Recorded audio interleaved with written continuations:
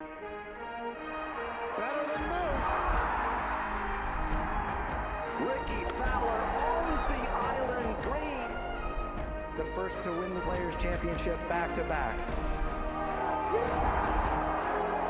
And McIlroy's got another Players' title. The PGA Tour proudly presents the season-long race for the FedEx Cup and live Wednesday coverage from the Players' Championship. We are on the range at TPC Sawgrass. Beautiful Wednesday morning at the Players' Stadium course, the backdrop of this great championship dating back to 1982. The evolution of this Pete Dye design has really been something to behold. It's in impeccable condition, as always. The presentation of the golf course is immaculate, but the test will be thorough and the penalties will be severe, as they should be, with $25 million and elevated FedEx Cup points on the line as we kick off the week, the 52nd Players' Championship. So glad to have your company. I'm John Swansek. Great, as always, to be alongside Susie Whaley, the former Players' champion Craig Perks. I refuse to believe it's been 24 years since this man won the Players' Championship. I'm not buying it. Perksy, great to be with you, as always, on this week, which I know is always especially meaningful to you. Got a lot of gray hair, John. That's a lot has transpired from since then. Yeah, for me, I think that what makes this event so significant, so consequential, is that we're intimately familiar with the golf course. The randomness of it, it's such a great canvas.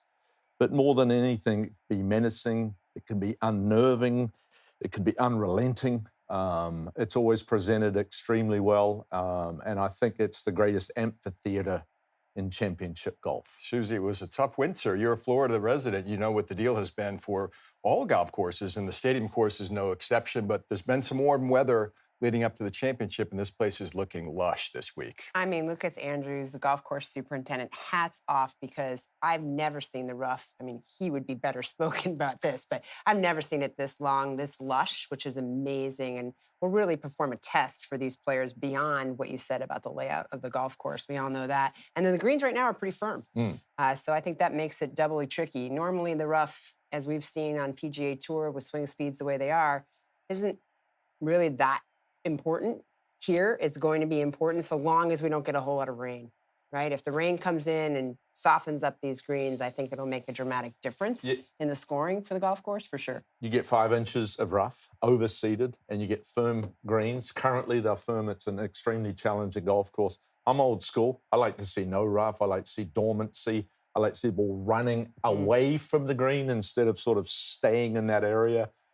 But things have changed. Yeah. Things have changed. It'll rain in the forecast tomorrow and possibly Sunday as well. So we'll keep an eye on that throughout the week. This is the third leg of the Florida swing. Nico Echeverria won the Cognizant Classic. And then last week, signature event, the Arnold Palmer Invitational at Bay Hill, went to Akshay Bhatia. Rory McIlroy withdrew the start of the weekend last week. He is, of course, the defending champion here, trying to join Jack Nicklaus as the only three-time Players champion.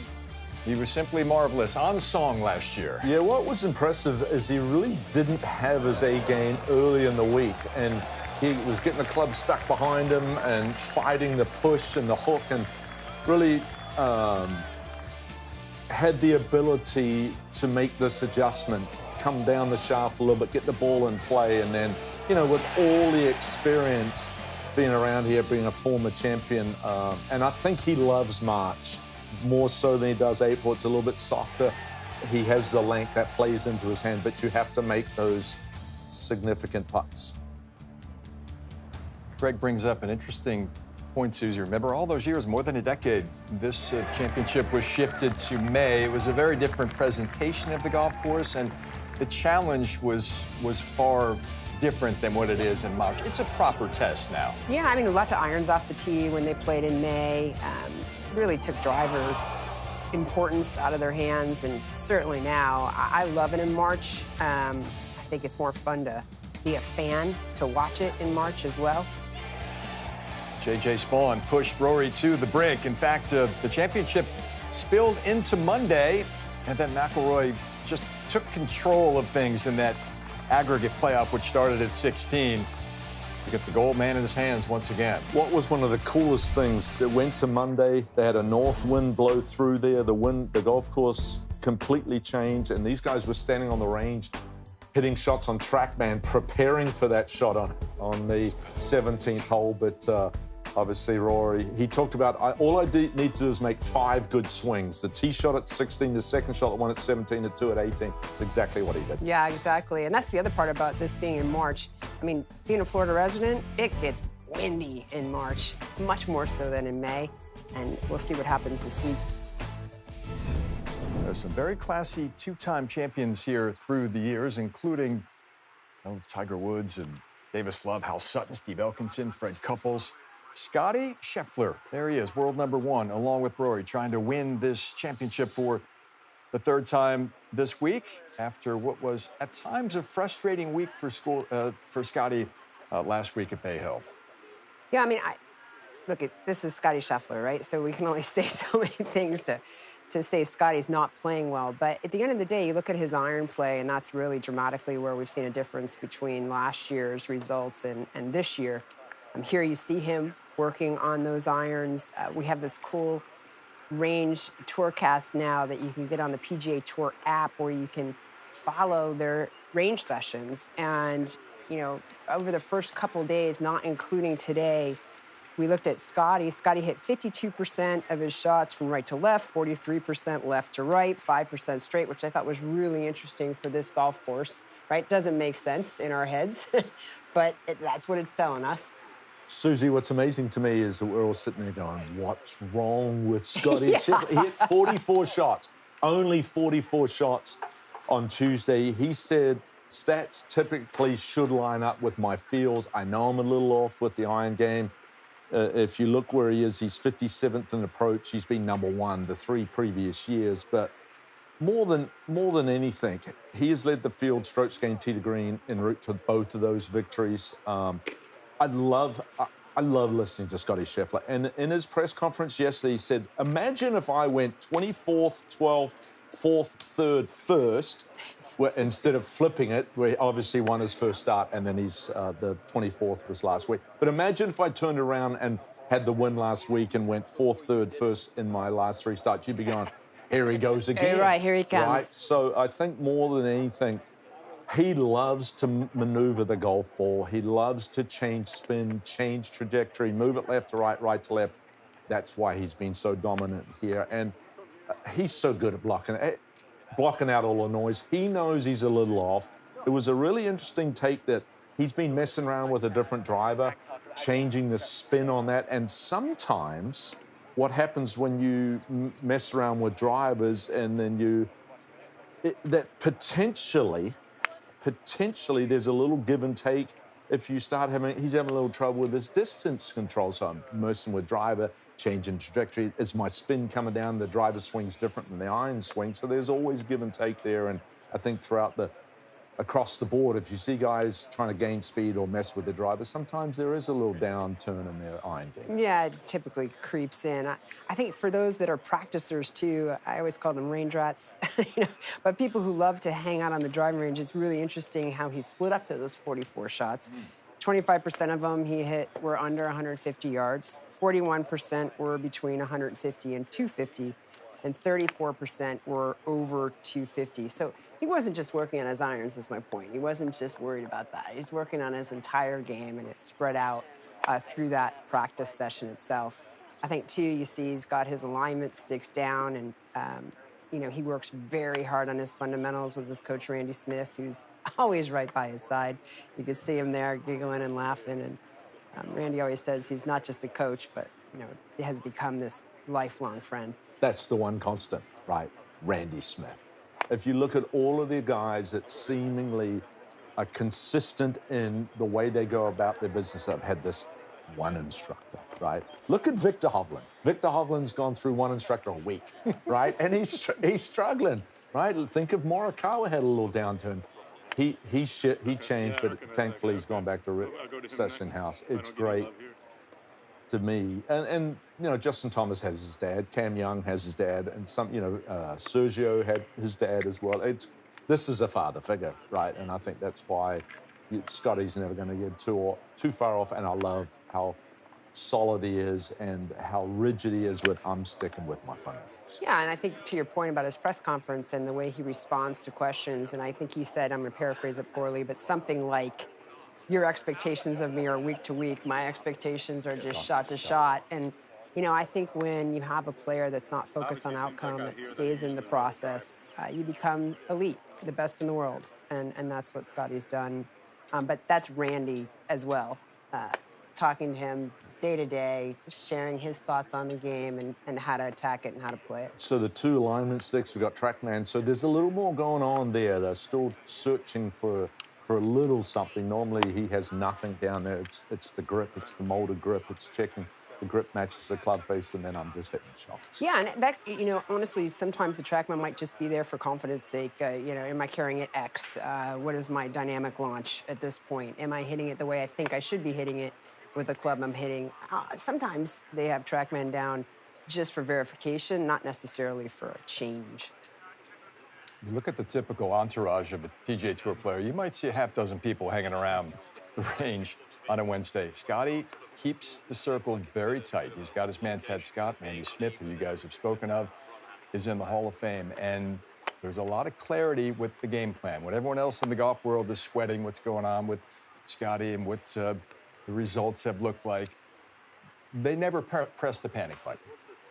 I mean, internally, I don't know a coach on the planet who isn't thinking in their stomach, come on, you can do this, right? And they don't say it out loud.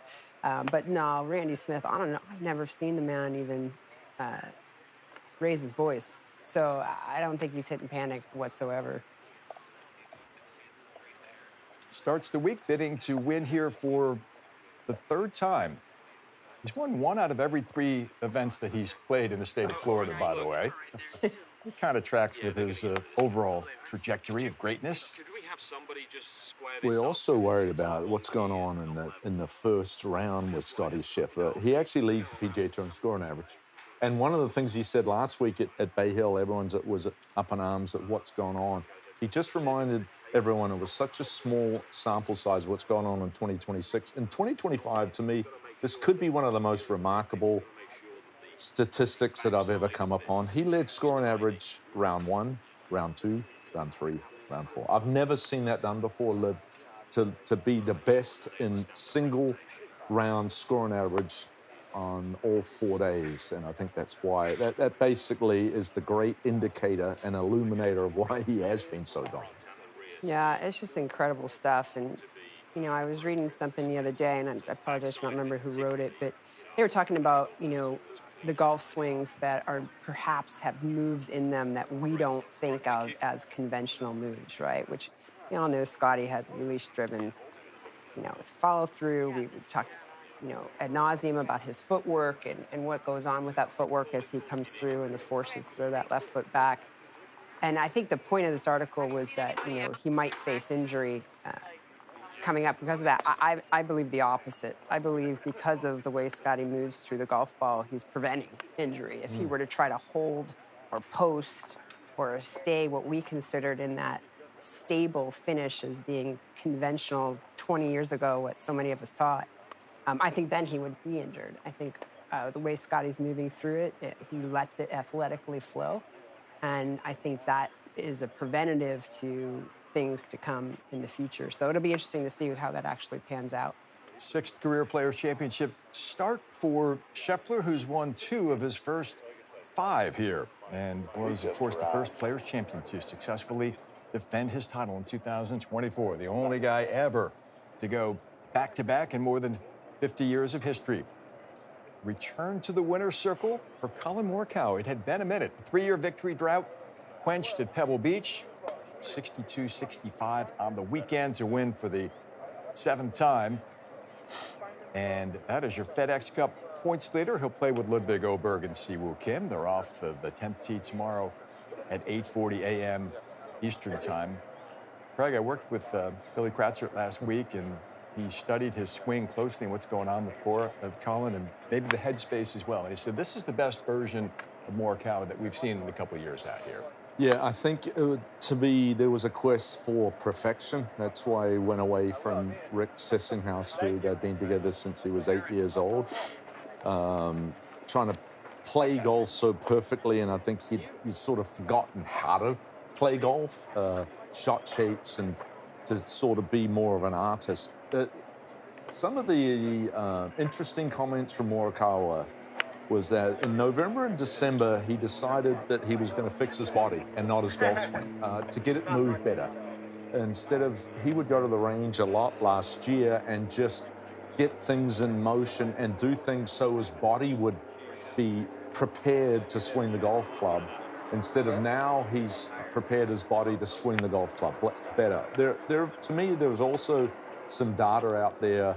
He had a tendency for his upper body to sway off his lower body, and when your upper body moves a lot, then the hands get behind you and it's hard. He loves to hit a cut. He's got to be centered. He has to stay over his hips and over his lower body. And I think the ability, getting healthier, getting stronger, getting more mobile, you could say, the ability to get that upper and lower body over, centered over itself, as allowing that club to be a little bit sharper on the downswing, a little bit more steeper angle of descent, and that's going to produce that reliable cut. Yeah, I mean, I couldn't agree more. And I think, too, the mental side that maybe Billy was talking about as well, you know, you just hear it in his press conferences. You hear it in his tone. His confidence is back. He's very... he communicates with the same lines over and over again. Look, I'm not chasing distance. I've worked on my body. I've worked on my wellness. And you can hear that that's a talking point for him. And he's believing in it and obviously seeing the results from it. And look, we all talk about the players out here and how physically fit they are and how they're making these changes toward health. And, you know, not to say that Collin wasn't there, but in his own words, he feels like that's really what he spent his time working on, and more so even than mechanics. He also stole Kurt Kitayama's putter. And yes, I think yeah, exactly. That's really helped. It's true. And then he went last week with the greens at 13.5 on the stimp meter. Now, every winner this year's been using that mallet or that spider putter, right? And now he's messing around with inserts in the putter. So he was talking about ball speed coming off the putter. We've heard of ball speed on a driver, but not necessarily putter. But yeah, he's smiling a lot, and I think he's a little bit more accepting. And then we go back to, you know, he grew up on a little 9-hole course, you know, and just these pop-up greens out in California, and just you've got to hit these shots and be the artist, be creative. And I think you've seen a little bit more of the childhood grin there as he's been playing 3 consecutive top 10s, you know, solo fifth last week. He got along with the win, has been really impressive. He's got a lot going on. He's going to be a dad. Yeah. That's really cool. And so it's fun to see him back in the winner's circle. He's such an elite ball striker with the irons. It's just fun to see him, to your point, Craig, getting it all put together with all the clubs. Think to a year ago. Remember, he lost Bay Hill, stormed away, didn't talk to anybody, came here and had to defend himself, and he dug his hole even deeper. Now, transform that to, or translate that to where he is in the mental space you talked about a year later. It's completely different. Went through a couple sleeves of caddies over the last year or so as well, up to world number 4. 6th appearance here for Morikawa. Posted his first top 10 at the Players last year, so it's a puzzle that has taken even the elite players in the game many years to solve. Rory McIlroy is in that group as well. But the hallmark of this man's game has always been the iron play. Yeah, let's talk about a little bit what Craig alluded to, too. You know, this is obviously a driver. But talking about that upper body sway that you mentioned earlier, Craig, you know, what he's really worked hard on is staying more centered over the golf ball, and you're going to see that deliberately here. You know, that line just right down the center. You can see his hands slightly forward at address. Stance not necessarily overly wide for Collin with this club. You know, we've seen a lot wider for some of the really strong high club head and high ball speed players. But as he starts to take this club back, you're going to see Collin keeps that shaft outside of his hands, a little hard on this front angle. But you can see how steady he keeps that lower body. You can see the legs have tons of pressure in them. The right hip starts to work back here, and you can see this wide takeaway Right wrist still slightly extended, huge back to the target, huge coil up to the top. Really beautiful to this point. That bowed flat left wrist that's telltale for Collin. You can see that shaft, external rotation of that right shoulder, dropping the club down and under. But you can see how steady his head, you can look at his cap, stayed over the golf ball, as Craig had mentioned, just trying to stay more centered as he works through. And then as the club starts to work its way down, you'll see him lead with that left side, back stays at the target. You see him get that shaft position. Look at that left wrist completely pronated forward.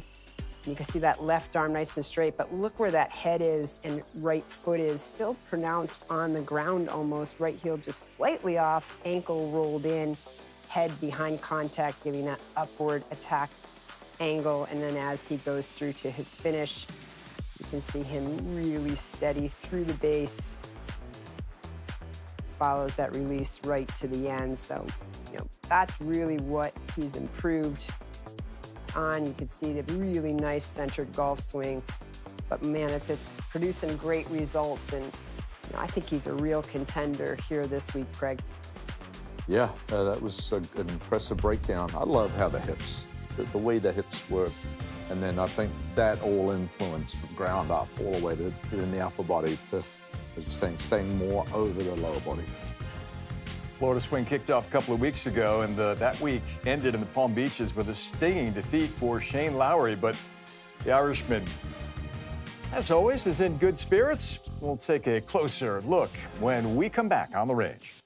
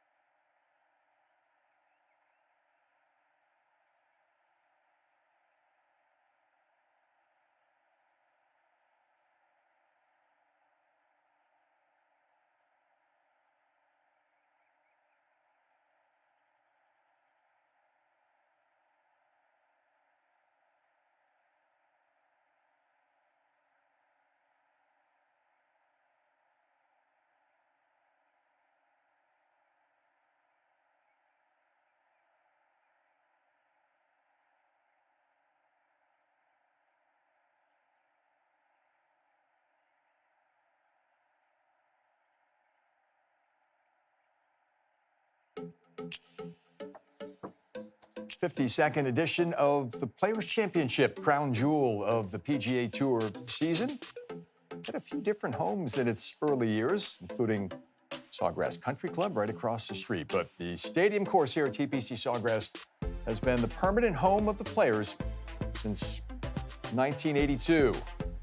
Jerry Pate stuffed one in there close with that orange ball at 18 and then took a little dive into the lake along with Dean Beeman, the commissioner of the PGA Tour, Pete Dye, the designer of the great golf course here. Shane Lowry had the Cognizant Classic and the Palm Beaches in his hands until consecutive double bogeys at 16 and 17. The final day a couple of weeks ago. Then last week at Bay Hill from the center of the fairway, found the water at 18 to miss the cut by a shot. But he's a proven champion, Susie, in big events. The guy had the claret jug in his possession for a couple of years. Yeah, no doubt, and so impressive right after the Cognizant loss. I mean, just owned up to it, went right into the press conference room and, shared his sadness about losing in front of his children. And, I think that was so real, and it just made me like Shane even more. I would root for him even more and want him to get the job done. But I play that golf course regularly. And I'm here to tell you that happens there. I know he doesn't want to hear that, but it just so easily comes up and gets you on those last 4 holes. I mean, it's just so hard and can be so hard. So unfortunate, but I imagine that Shane will bounce right back and really have a good year. His ball striking is good right now. His golf swing looks good right now. His putter looks good right now. So I don't see Shane going away just because of that loss. You're always looking for solace from somebody. He played in the Seminole Pro member. I think he played alongside, McIlroy in the same group. And Rory said, look, I doubled 18 at the old Honda in 2014, and I won 2 major championships that year. So I think you're okay. But what I admire the most, to your point, Susie, is that he did speak after faltering at the 18th. He's done it twice this year. Remember, he doubled the 18th at Dubai, where he finished 3rd, and now cognizant. What the unknown is how it's hard to quantify mental strength. You could see the hangover last week at Bay Hill, and John referenced that. It's been since 2022 that Shane Lowry has won an individual event, and that was the BMW PGA at Wentworth. So it lingers. Those things really linger. And 38 years old, you don't know. I mean, you know that Scotty's going to get a lot of opportunity. You know that Rory's going to get a lot of opportunity. But I'm not disrespecting Shane Lowry, but when's the next time he's going to be in contention? It might not be for the remainder of the year. I hope it's this week. I really do. Because Sure. he'd be a wonderful players champion. But that's what hurts the most, is when you get those opportunities and you fail, you don't know when they're coming again. So, and that's where you sort of bleed inside. But, from the way that this is his 11th start here, he's played okay, and he's just one top 10, but he does things well. 20th strokes gained tee to green, 7th total, and 19th putting. Those things all work really well around here. It's just a matter of, can you get over that, the falter and the mental hurdle of trying to get back into contention. Yeah, and I mean, anybody can relate, right? Maybe just at different levels at home, but you think you have it, and you just don't. You can shoot your best round the day before, and the next day you're like, what happened to my golf swing? Where did it go? But I don't know. I still believe in Shane Lowry. I still think he's got an individual win in him. I just think he's just too good a ball striker with his hands. He's so creative.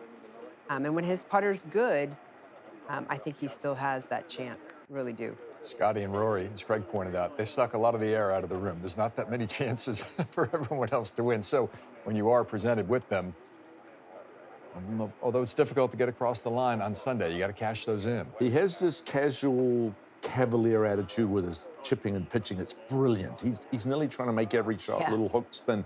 The thing that scared me is he said he couldn't feel the club face coming down the straight. He's a very handsy player, right? And if you've lost the touch with that club face in the guy, he's not mechanical. It's not rigid. He's got a lot of play in the hands. When you lose the feel of the club face, that's a little scary coming down the straight. He had some awful shots. Yeah. 16 and 17 was basically effectively a shank there. I know it's intimidating into that stretch, but those were some pretty wicked shots. Yeah, and that's when you know a player's gotten outcome-based, right? They're thinking about the end before they get to the end. And, to your point, you don't want that to turn into something that continues to repeat. And the way to do that is just play, and I think is play your way out of it. Recognize it, address it, have awareness for it, and then reset, which I'm sure he's desperately trying to do.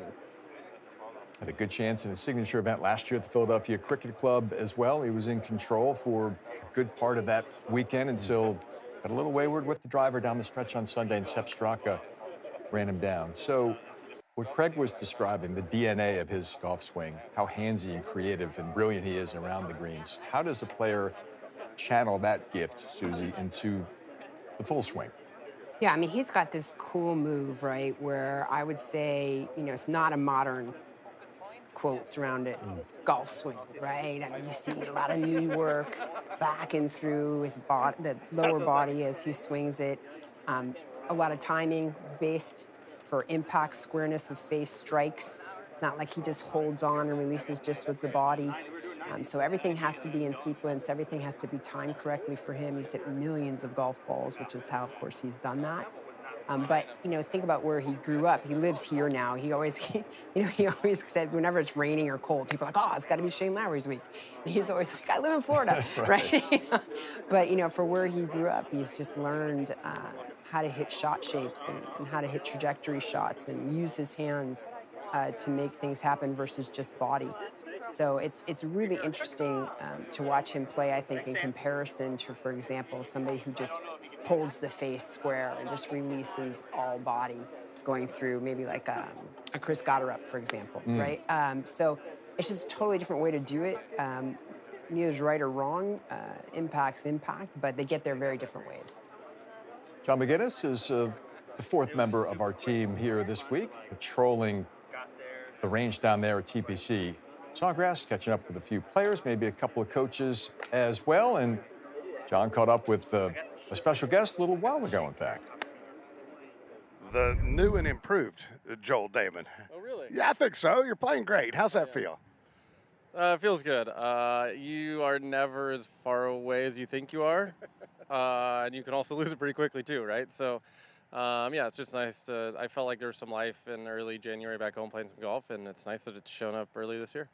David Duvall once said the most important thing a player can protect is his confidence. Yours lacked there for a little while. How'd you get it back? Took 2 weeks off and then quit for another month after that. Honestly, I took so much of December off. I just had a second kid in November, and the holidays were great. And then after Christmas, my wife was like, hey, are you going to work next year? And I said, yeah, I should look into that. So a couple good rounds, a little bit of practice, and here I am now. Sounds like a perfect recipe.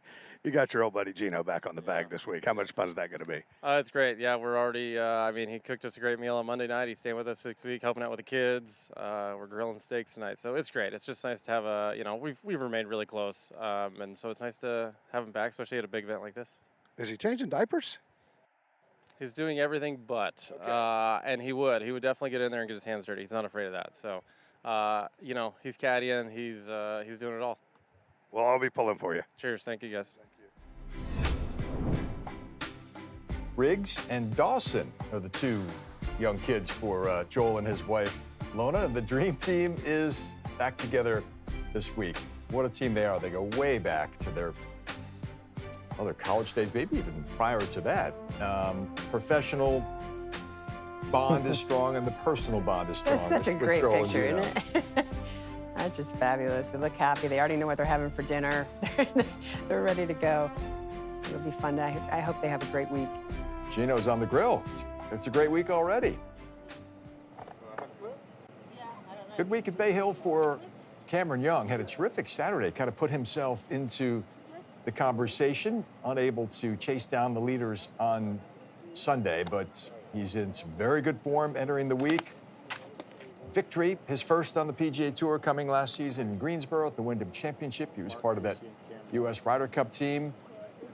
The putter has been the club that has been resurrected, really, for Cameron Young over the last year or so. It's gone from a liability to a strength, but Greg, the ball striking has always been elite and never really very much in question. Yeah, he made a commitment back to the draw last year, and it helped him get over the hump and win that for the first time at Wyndham. I look at the best finish there, tied for 51st, and sometimes it takes a little time to begin your love affair with Pete Dye. You can hate this course. You feel like you're cursed by Pete Dye at times, and Rory talked about that when it went back to March, and I've already mentioned this, that softened the golf course. This guy's an elite driver of the golf ball. I really enjoy watching Cam Young drive the golf ball. Top 30 off the tee the last 4 years, including a 7th and a 3rd. I think where you talked about the putter, he's streaky. A lot of guys are streaky, and then it puts a little bit more pressure on the short. He has a lot of short irons and the wedges, and I think there's been some improvements in that area. But here's a guy that was 9 times on the podium, either 2nd or 3rd before he got that win. He's now becoming a regular in team events. I just think more than anything, I'm not. It's it's his 5th year, so you'd think he's extremely comfortable, but sometimes there's just a maturation process. There's expectation. He was a rookie of the year and, had all these great finishes in major championships. And John just talked about the most important thing is to protect your confidence. And then there was a little bit of a drop off, and then you sort of then those expectations become even more difficult to overcome. So, I just think more than anything, just be who you are. Play to your strengths. Just drive the golf ball as much as you can, and then just continue to improve the wedge and the distance control. Yeah, you see his dad with him there, long-time renowned PGA professional at Sleepy Hollow, David Young, just has been his coach from the onset, and I think that usually goes well. But knowing as a golf parent, it's tricky to be coach and parent all at the same time, but you'll see his dad and mom out there with him a lot on tour, right by his side helping him. I think they work now at Panther National down in Palm Beach Gardens when they're together down in Florida, and they do some training down there. And I think Cameron will show you a little bit of his swing too, but to your point, Craig, he's gone back to the draw. He loves to swing at it from in to out on the downswing. I think sometimes he gets too much underplaying, and some of those short irons end up being blocks when he's not expecting it. But certainly he's tidied that up this year. I also, and I'm sorry to interrupt. I think when you look at guys that operate at really high speeds, sometimes it takes a little while to develop the technique and the skill set to be good with distance control, right? I love the draw. I love to see that ball go right to left, and that very few players will hit a draw regularly. Rory does. I think Xander's doing a lot more often, so does this guy. And Xander and Rory have evolved into wonderful wedge players when Xander was healthy. And I think maybe, sometimes when you blend the power and the speed that he has and you try and become an elite iron player, sometimes those are divergent paths. Yeah, for sure. And he likes to have a little steepness too in that backswing, and keeping that there, keeping that posture, keeping that spine angle while doing that, sometimes gets tricky with the shorter clubs. And a lot of it stems too from when you're a junior golfer, I think, and he was a really strong junior golfer, and I think you're just looking for that power, you're looking for that speed, and so many young boys and girls end up hanging back a little and coming from in to out and throwing it to your point. And then they've got to tidy it up. They've got to tidy up the sequencing on the shorter irons. They've got to become more accurate. They've got to understand their, obviously, dynamic launch, what they're trying to do and impact. And I know he works on it extremely hard with his dad, but you'll see him covering more now with those shorter irons and not letting that club drop or shallow as much as he used to. The patented Cameron Young pause at the top when all that power gathers up there. His dad tells the story. He was a very intuitive young player, and he kind of came upon that on his own. He wanted everything to be in the proper position through the sequencing of the swing. He said when he was at Wake Forest is when it was at its most pronounced, but now Cameron would say he doesn't even notice he's doing it at the top, right? Kind of helps them sequence too, the downswing, right? You'll see Hideki do that too. They gather that up, and then allow the lower body and the upper body to transition in sync. Oftentimes, I'll give that as a drill to people who are running out in front of it or clearing too soon or need work on how much slide they have laterally through the base. I'll just have them give a pause and sing it together. It is a miserable drill, literally, to try to perform and do well. And when you can learn how to do that well, your ball striking will improve. They just integrated it into their golf swings in general. Gathering's a great word. Gathering. It does. He sets at the top. Just watch as the club is stationary to a point, but watch the activity in the hips. And then, when you just get that lower body moving a little bit before the completion of the backswing or the gathering of the club up there, you can really generate a lot of speed. You would like to see constant motion maybe with the short iron. So then that's where you control the speed of the arms and the hands. One to watch this week, certainly Cameron Young coming off the top 10 finish at last week's Arnold Palmer Invitational. Hideki Matsuyama, always one to watch. We'll be watching the former Masters champion on the range here at TPC Sawgrass when we come back. Ponte Vedra Beach.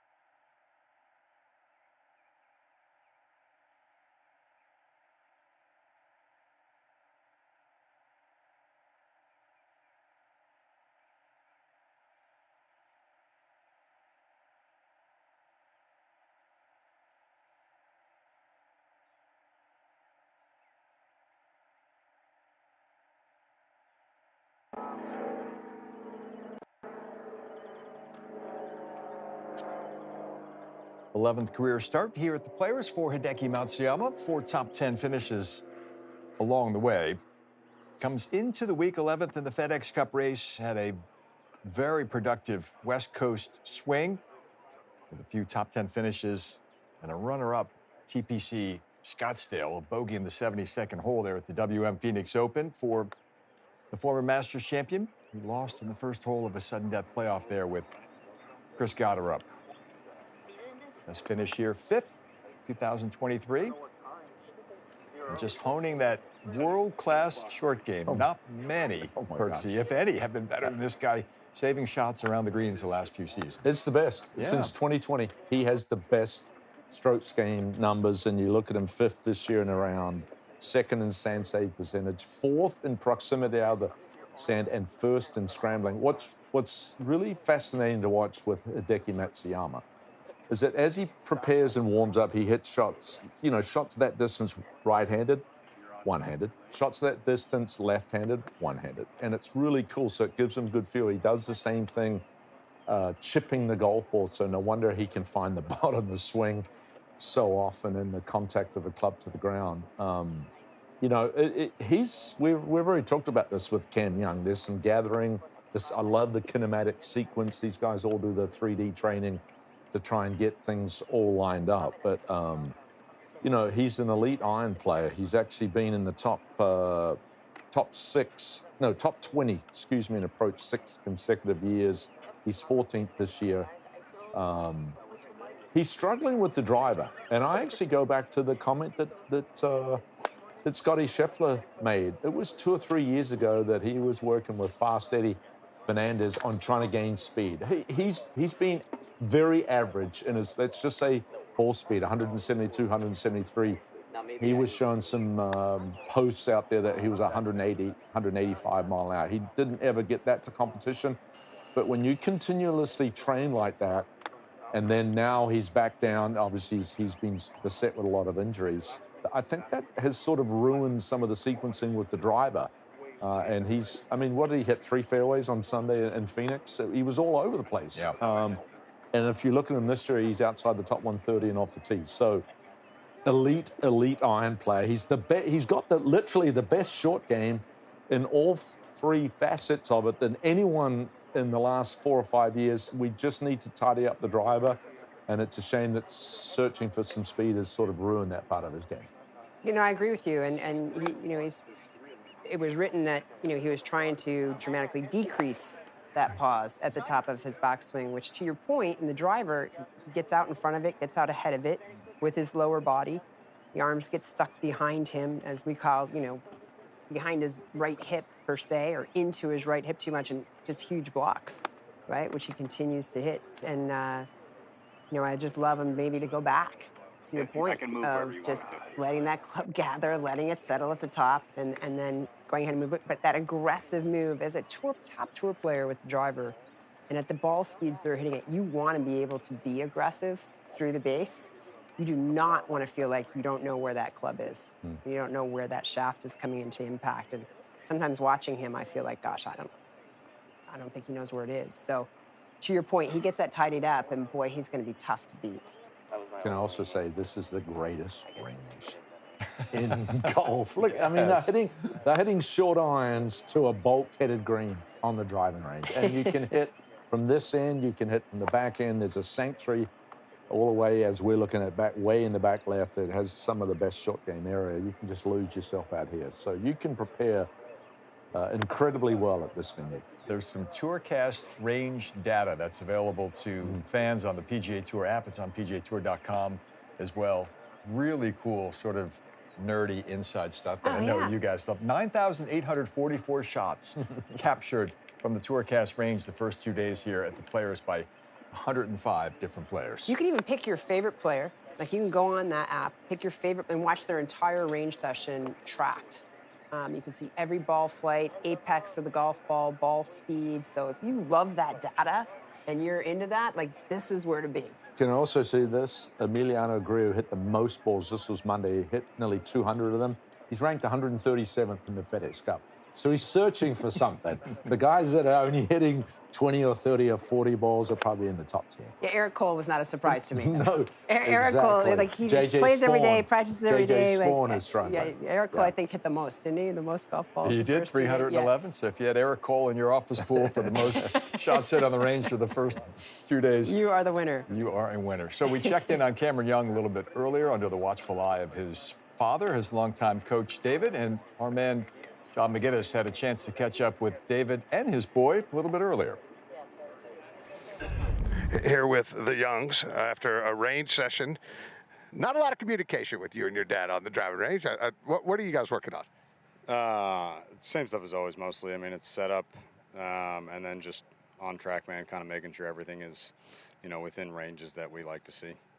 David, he's playing so well right now. I mean, just try to keep the car on the road? Yeah, exactly. We're just looking to make sure everything looks like it has the last bunch of weeks, and it does. So he's doing well, and we're just checking some numbers and making sure club paths, faces, and speeds are all kind of normal, and they're in a nice spot. Definitely, the way you're playing. What's it like working with your dad? I mean, generally pretty easy. Yeah, we haven't had too many issues over the years. Like you said, I mean, we're both quiet. I think our personalities kind of mesh for doing what we do, and yeah, I mean, generally it's been a pretty good experience for me, hopefully for him, and yeah, we both enjoyed it. I had the great pleasure of walking with him last year in Greensboro on the back nine, and you couldn't see how nervous he was, but I could. David, what's it like having a world-class tour player as a son? Yeah, I mean, it's great. Obviously, it's what we've aspired to. He had a goal for a long time, and to see him achieve some of his goals and continue to play well is a lot of fun. I still get more nervous than I'd like to, but all good. No doubt. Well, guys, I can't thank you enough for your time. Have a great week. Keep it going. Thank you. Appreciate it. Great stuff. Thanks to John and all the Youngs. So this kid cut his teeth not only at Sleepy Hollow, Susie, but Orange Tree in Orlando, and that place is claustrophobic. It's no surprise he's such a straight driver of the golf ball. Yeah, I mean, it's so fun to listen to them, right? I mean, they weren't giving us a thing. No. We're just making sure the club face is where we want it and the plane is where we want it. I've just drawn a couple lines here. He does work on his fundamentals. You can see from his tailbone up to his neck, fairly straight, little round in the top of the back, but there's no lower S-curve sway whatsoever. In that lower part of his body, right above his belt. You can see his arms hanging beautifully underneath his shoulder line. Pretty neutral grip, which you can't see here, but Cam plays with a pretty neutral grip. And as the club moves back away, so go ahead and take that back for me. As it moves away, you can see that club face stays outside the hands. You can see his pretty steep upright backswing, not on that plane line, but certainly gets it into that position, nice flat, neutral left-hand position, not a huge bow like we saw earlier in Collin's hands. And then what he works on very hard is making sure that shaft doesn't drop too much underneath toward that plane line that I drew. So as he works back down into the golf ball, you'll see him squat down, the body lowers as he starts the back downswing. So that's just up to the top, and then go ahead and start down for me as he works down. You'll see that club start just shallow, but not dramatically. You can see the lower body clear hard through the base. You can see right here that left hip works hard to the left, right knee moves forward toward the target, but hands come right back to where they started. And then as he works through the base and through the golf ball, you'll see him go ahead and release the entire body through and back up onto that plane line. So really interesting spine angle there throughout his golf swing. He maintains that spine angle just beautifully throughout that golf swing. That's why he's playing so well right now. See what else is cooking on the range. Catch up with Xander Schauffele making his 6th start of this PGA Tour season. It took him a while to kind of click it into gear. 7th place finish at the Genesis Invitational. Top 25 last week at Bay Hill. For one of the top 5 ranked players in the game, and then one who will be a heavy favorite here this week on this golf course. He's still searching, Susie, and coming off that the rib injury. He said before, you know, this 2024 seems like a moment ago. Won 2 major championships and a gold medal. And he said, in that season, see target, hit target, it was so simple. And he said coming back, he's lost that skill set. Now, he's talked about the golf swing. His left hand has gotten a little strong. The face has gotten a little more sharp. The club is a little bit more stuck behind him. He's a guy that didn't work a lot with his golf swing. You know, the changes with Chris Comer, he got the club better. Used to be a little flat, a little laid off, a little shut, so on and so forth. It's a much better position. But it's amazing when you come back from an injury like that, when you're flying high, and he was the second best player in the world. He was challenging Scotty Scheffler. And then it has to be extremely frustrating, and you have to be patient. And for a professional golfer, one of this elite level, sometimes those things are difficult to do. I think every injury bodes to just what you said, right? You look at JT last week, certainly back, but not back, right? And it does take time, and it does take patience, and no doubt Xander will find his way back. But to your point, I never felt like he was a mechanical player. And I felt like maybe he got there a little bit in trying to make some changes to prevent injury.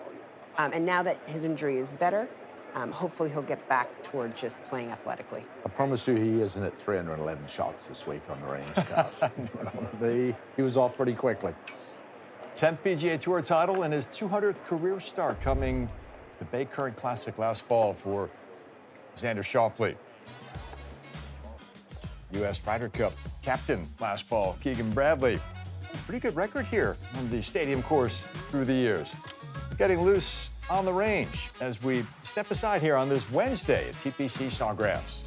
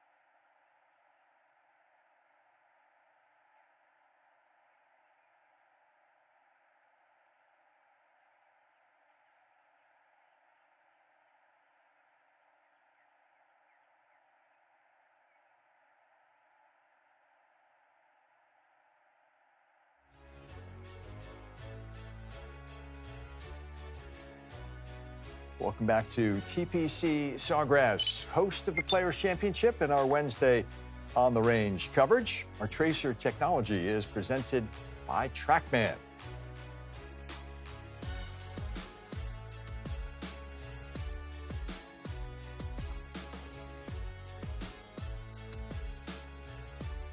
Gorgeous Wednesday afternoon.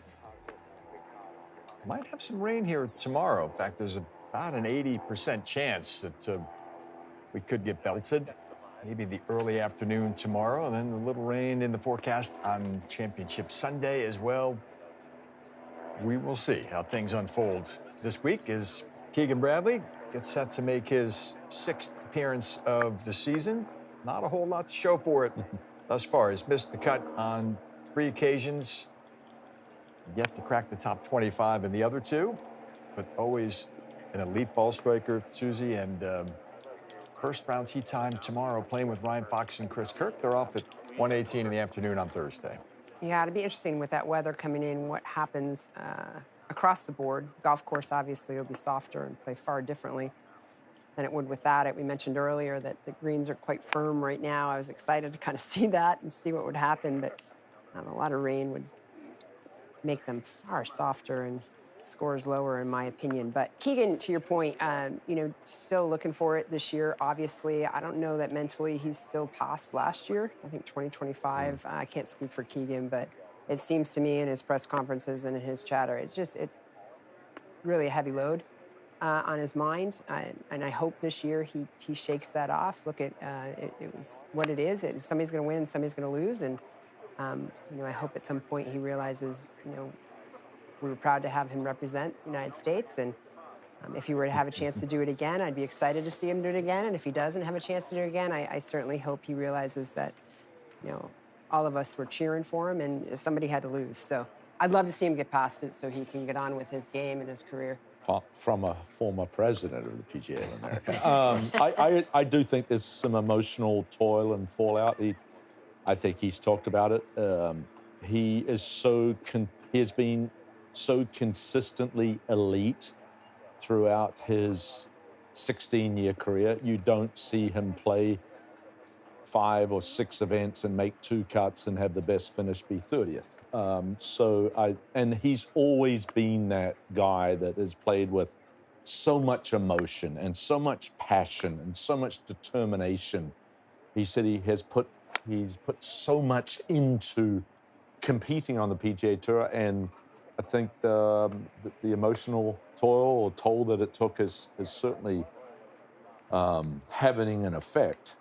But this guy, I had the good fortune of covering the Corn Ferry Tour for Golf Channel for 12 years. My first year was 2010. That was his year he only spent 1 year on the Corn Ferry Tour.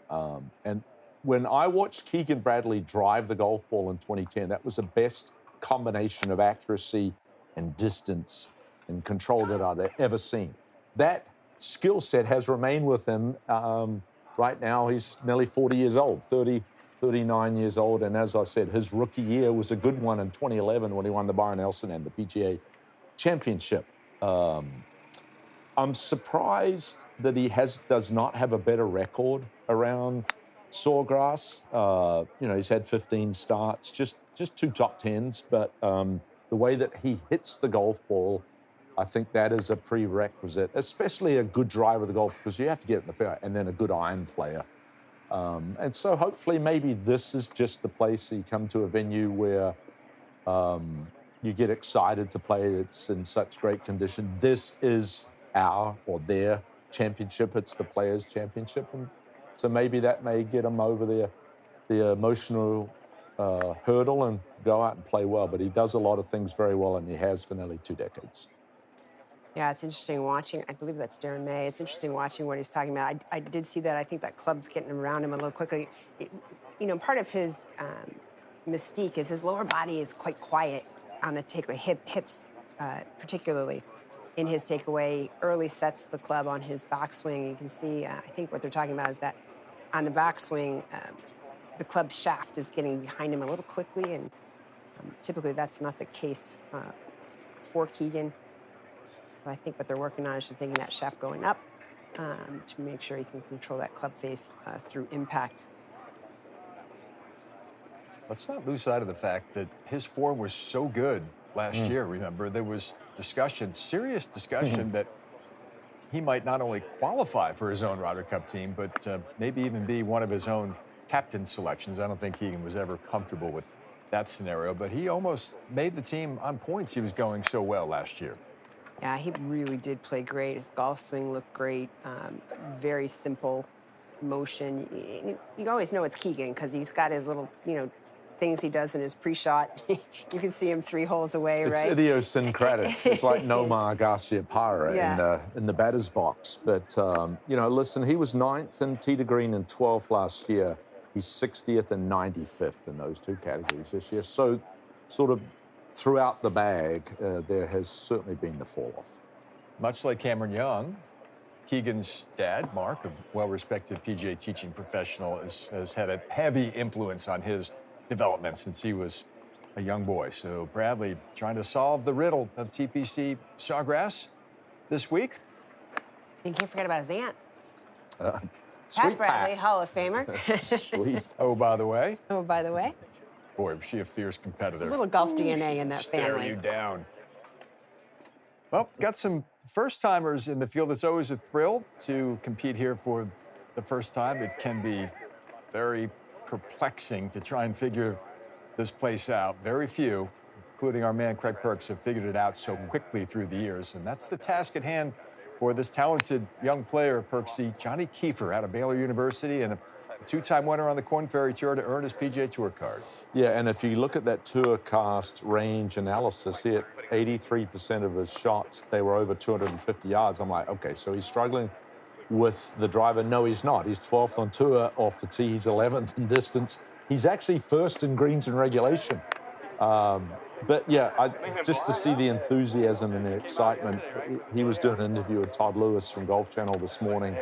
The smile, you couldn't wipe it off his face. He earned his right here. #1 in the points on the Korn Ferry Tour, Rookie of the Year, Player of the Year. #1 on the points, got a spot in the Players' Championship. So it's tremendous. That last year, he had the lowest scoring average in PGA Tour or Korn Ferry Tour history was Johnny Kefir, 67.95. So has it been a slow start? Yes, there's this time. It takes a little time. He's 25 years old. It takes a little time to get comfortable out here, but to be able to put together numbers like 67.95 for an entire. I don't care if you're playing on the chip and putt tour. It doesn't matter. To do that is really incredible. The 2 wins, John talked about 9 top 7s. And then the blending of the power and the good iron play. This golf course requires a lot.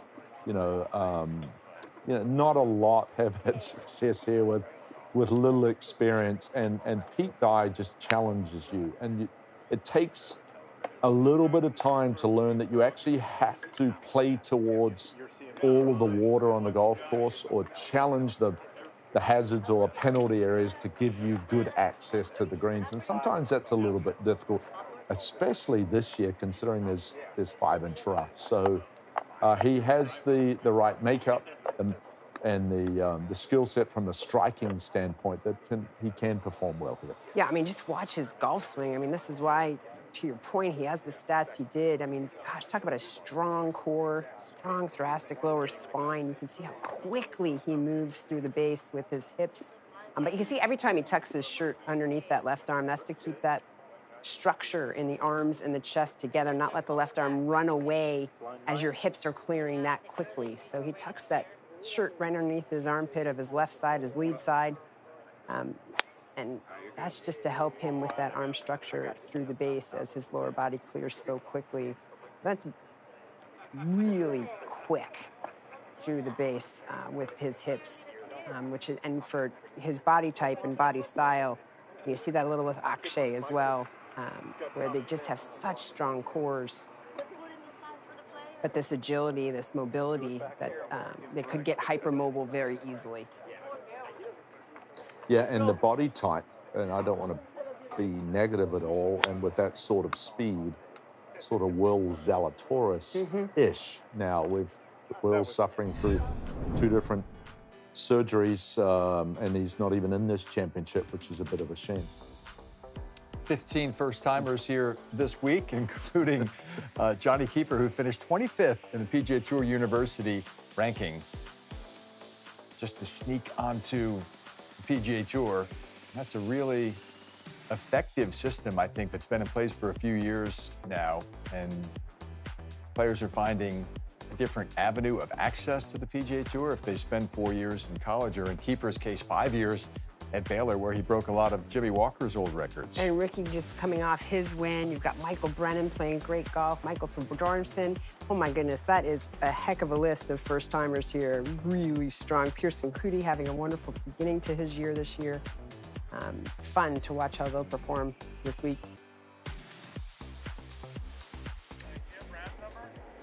21st career start here at the Players for Justin Rose, now 45 years of age, and like a fine wine, getting better with age. A winner again. 13 victories on the tour now after taking the title at the Farmers Insurance Open, going wire to wire that week outside of San Diego, rising to 3rd in the world. He's the highest ranked player in the world golf rankings at that age since Vijay Singh went to #1 back in 2005. I mean, if you're first timer, aren't you seeking him out for a practice round? Heck yeah. Any room in your group?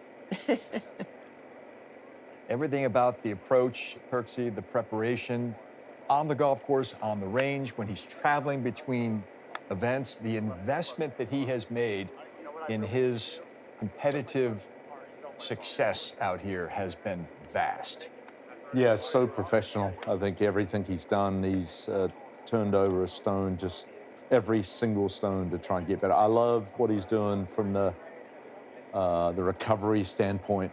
You know, turn an RV into a place where he can go hot and cold plunge, sauna, oxygen, get on a Peloton and get some sweat, and you know, just everything, even oxygenating his blood and so on and so forth. It's really impressive at 45 years old. It's not the years, it's the miles, the damage it does to your body. And I think he's in his golden summer. I think that you talked about it. That was a remarkable stat that he reached #3 in the world at 45 years old. Vijay was just about 46. But and you listen to Justin Rose.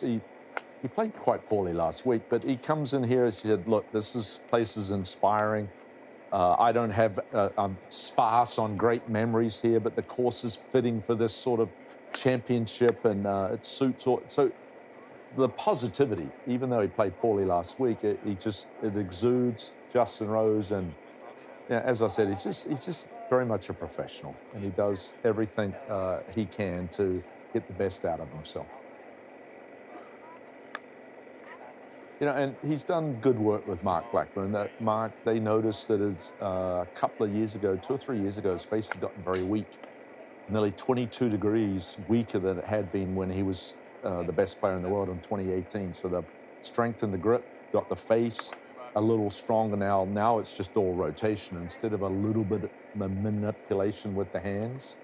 Because he's always been so good with the body rotating, and I think that's why the importance with the recovery of his body, and that's all the training that he's done to keep it in such good condition at his advanced professional age. Yeah, and he's talked about the fact, like, going through the base, that sometimes he struggles with that left hip getting around fast enough like it used to. You'll see him do that drill quite often, yeah. and that's what that drill is for, where he kind of squats down and lets the left hip move back. You know, I think, you know, a lot of players are at 34, 35 degrees that people are into these stats, and sometimes he finds himself 23, 24 at that point. So he's constantly working on that as well. And to your point, Mark and he together have made a formidable team.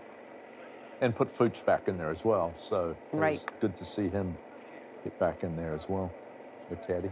13 victories on the PGA Tour for Justin Rose, another 10 on different tours around the globe. He has always traveled the world to play. He's always been a wonderful ambassador for the game, a U.S. Open champion, an Olympic gold medalist, all of it. This is a Hall of Fame career that has been constructed by Justin Rose. And class and professional every step along the way for Rose. Well, we had a couple winners last week. Akshay Bhatia at the Arnold Palmer Invitational. Ricky Castillo. Didn't love that one, but he had to love the way he played in Puerto Rico, winning for the first time on the tour last Sunday.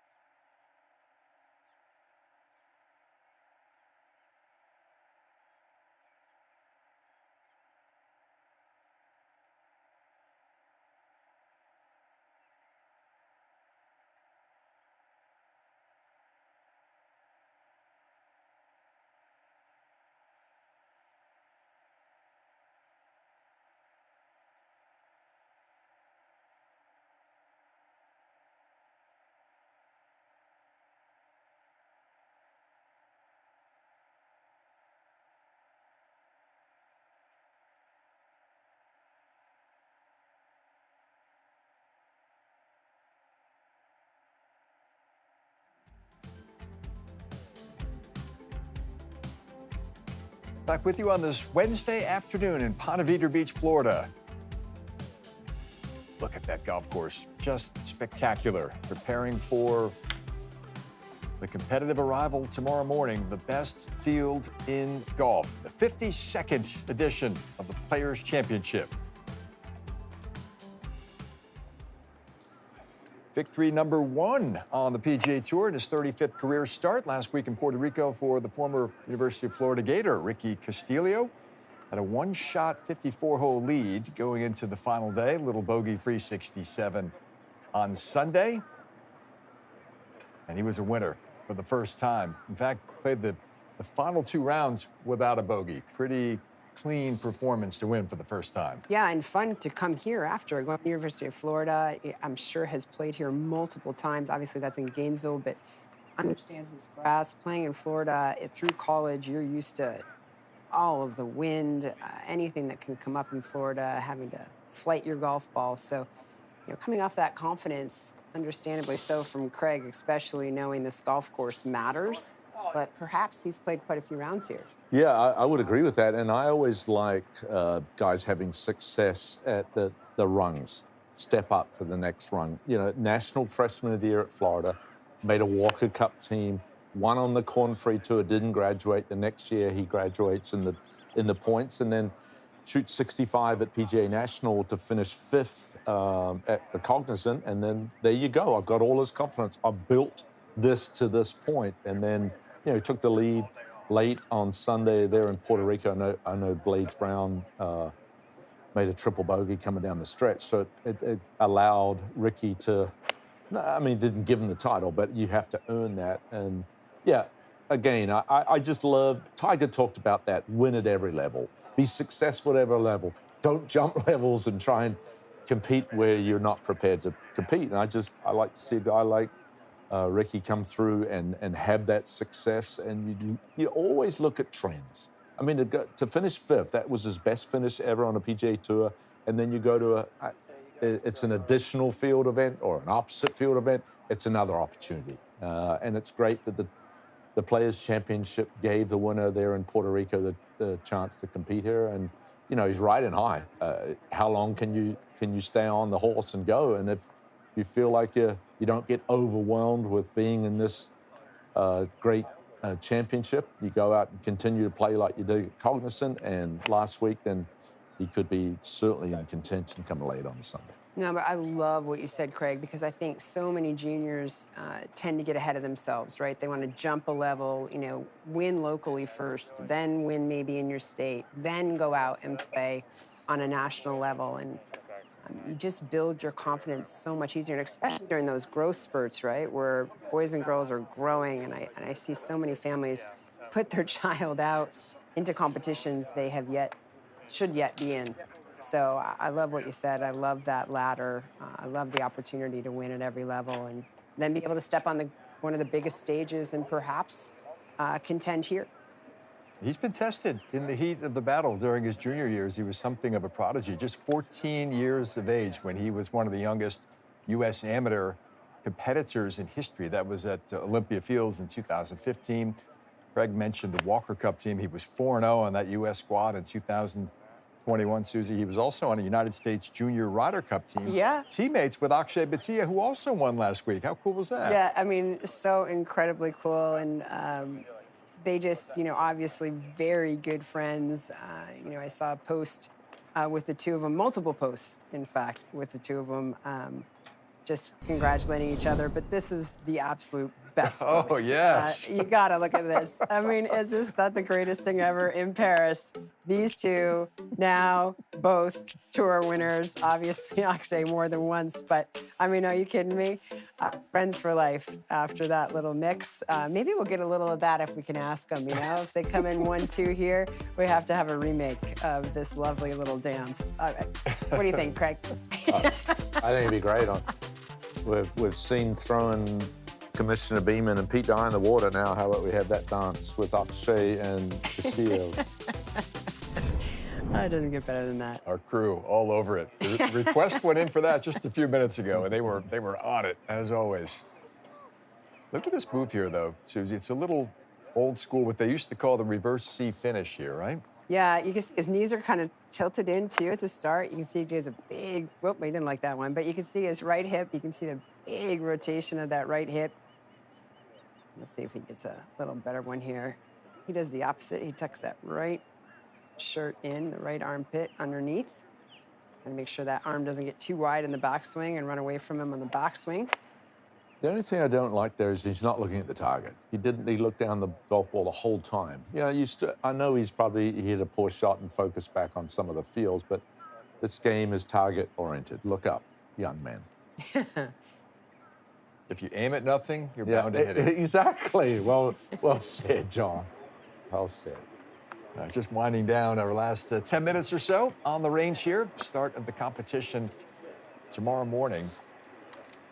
Although we won't have daylight till about 7:30. This is the first time that I can recall in recent memory anyway, Craig, that we sprung forward with the clocks before the start of Players' Championship week. Yeah, it's already an arduous week, certainly for us in this building, and I'm sure for the competitors and everyone else involved. But it used to be you'd crawl out of bed on a Sunday morning after losing an hour of sleep, and you'd be feeling pretty groggy. Yeah, so again, you're not losing any daylight because you've lost an hour in the morning, but you're gaining it in the evening. But to me, it's a little bit different. When you get this place, when you teed off at 6:48 on a Thursday or Friday morning, and you got the golden hour, it was so gorgeous. It was so serene. And I'm not, you know, when you're on the driving range at 7:30, it's still dark. It just gives a little different outlook on things. But yeah, it's just something else to consider. A lot of adjustments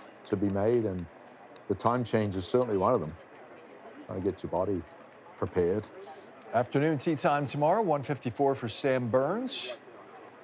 Bermuda Burns, they call him. Very comfortable in the Sunshine State. This man gets it rolling on the greens. Watch out. So if the other parts of the game, the other components are aligned, going to be a dangerous competitor. He was right there for that U.S. Open at Oakmont last year. In fact, may have had the adverse effect coming out of the rain delay than the one that benefited ultimately J.J. Spawn, the champion. Yeah, no, I agree with you 100% on that. I don't know why. I expect Sam to always be top 10. I watch his golf swing with the putter in hand. It hasn't been the case, obviously, but what he does over the golf ball, I mean, he hits it far, he's a good iron player, short game, okay, putter, amazing. And you sit there and you think to yourself, why isn't this guy in the top 10 all the time? Well, it's because he's playing against the best golfers in the world, obviously. But I don't know about you, Craig, but I expect him in there more. All right, so I've got a theory here, and Sam's from the great city of Choudron in North Louisiana, LSU boy. But so I have read as much as why is Sam Burns such a great putter, right? And he's talked about, these are his words, the simplicity. I want to be consistent. I want to have freedom. I want it to be simple. My approach is all feel oriented, right? Sam Burns is very athletic. He's never cheated his gift, but sometimes I had long conversations with Brad Faxon about this, right? Brad Faxon was the best putter of his generation, maybe the worst driver of his generation, right? He said, I get over, if I miss a putt, can't wait to get the next green. I'm just going to make it. If I miss that one, it's guaranteed I'm going to make the next one. I get on the first tee. If I hit a hook, I'm afraid I might hook. And I'm not saying Sam Burns has the same mentality, but as the simplistic and with all the freedom and the acceptance he has with putting, take that same very mentality and bring it to the long game. To me, he is athletic, but sometimes it's contrived. He swings a lot. You talked about this earlier. The club's exiting a lot left. He has a tendency to hit some pulls, and then sometimes he overdoes that. So bring that mentality to putting. Yes, he's the best putter we've seen on the PGA Tour. From a consistency standpoint over the last 6 to 7 years, take that mentality and bring it to the line. Yeah, that's really interesting perspective because that makes a whole lot of sense for what I watch him do. Right, his golf swing is stellar. I mean, sometimes he gets it a little late off. And again, to your athleticism point, he likes to get his shoulders more under. He tries to avoid a big lift. Sometimes he gets the club behind him and gets some lift in there, and that certainly forces you sometimes to work it left for him, in his case specifically.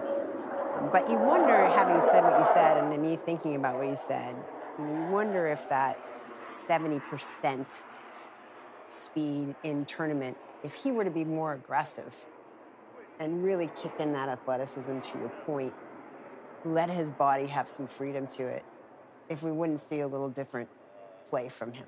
It's a really interesting point, Craig. Well, love it. 5 victories on the PGA Tour for Sam Burns. The most recent 3 years ago in the match play at Austin Country Club in Texas. It's Players Championship Week. Opening round starts tomorrow morning here on the stadium course at TPC Sawgrass. Coming back to wind it down on the range here.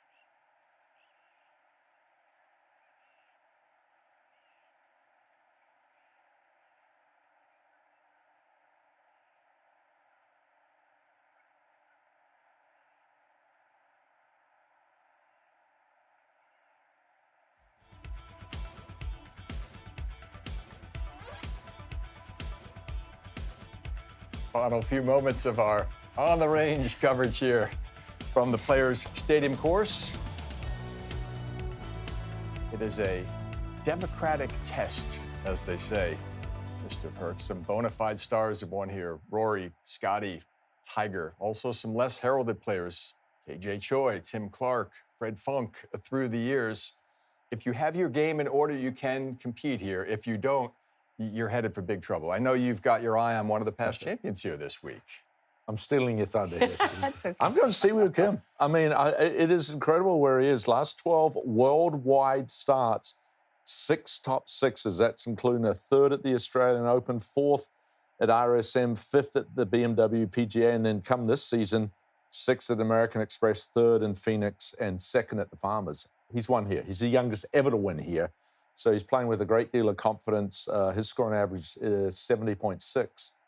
See Woo.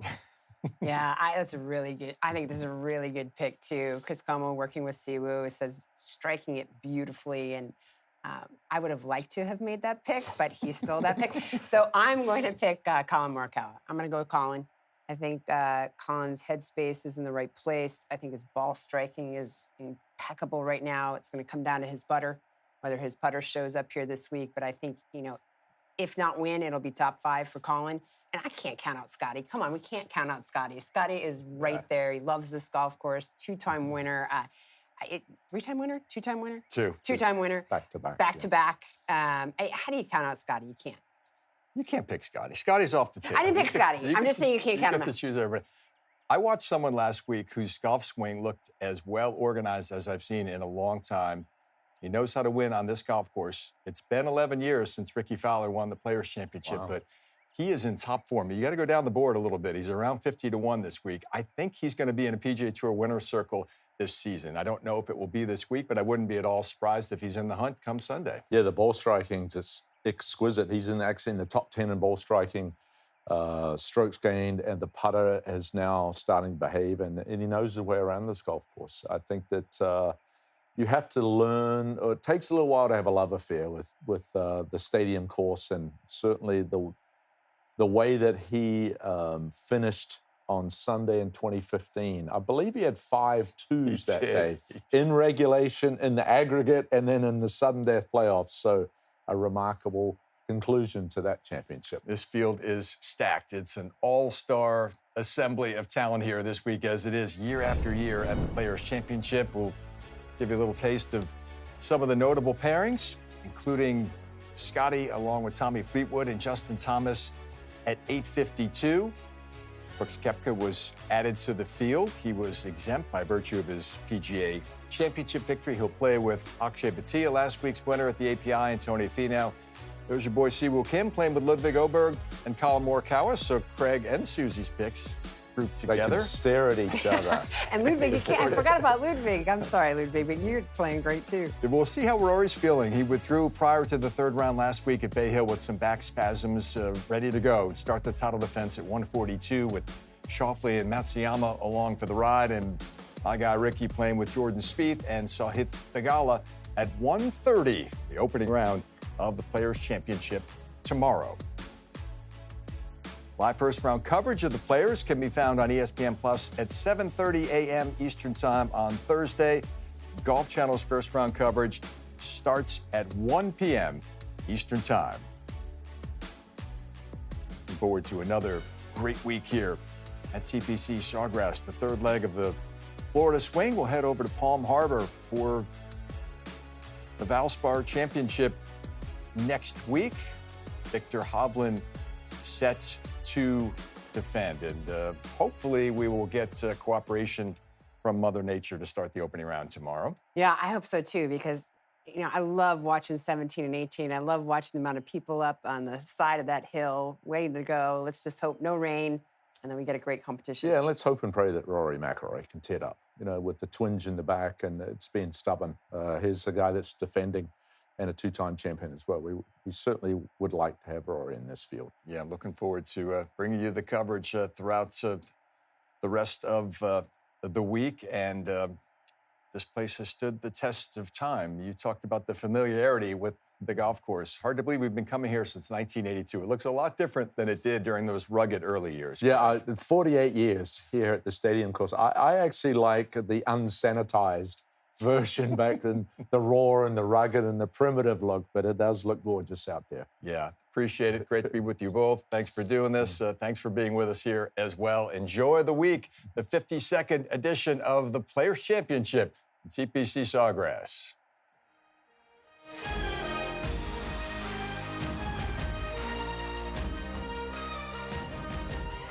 Tremendous field gathered here again this week, and they will have a thorough examination from this Pete Dye masterpiece. World number 1, Scotty Scheffler, attempting to win the Players for the 3rd time, headlining this all-star field, and it all starts on Thursday morning, Ponte Vedra Beach.